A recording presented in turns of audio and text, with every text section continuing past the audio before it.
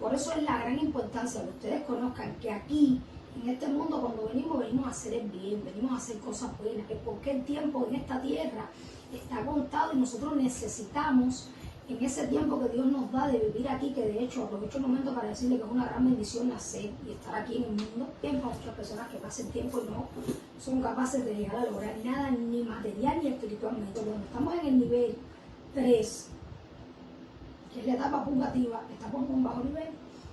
Porque por todo lo que vimos en vidas pasadas, que no hicimos nada por hacer evolucionar nuestro espíritu, como espíritu, y nosotros como personas hicimos nada tampoco en nuestras vidas. Esos espíritus se atrasan porque siguen reencarnando en otras vidas y no van haciendo evolución, no pasan de nivel. Y al no pasar de nivel, se siguen quedando en el nivel bajo.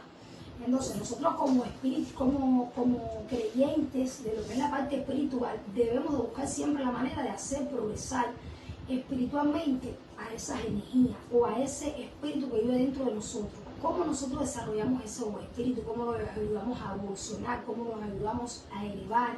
¿Cómo los ayudamos a que ellos puedan elevarse espiritualmente y pasar de un nivel a otro? Vamos a amarrar con la cinta roja y alrededor vamos a poner los pétalos de flores blancas con una copa de agua.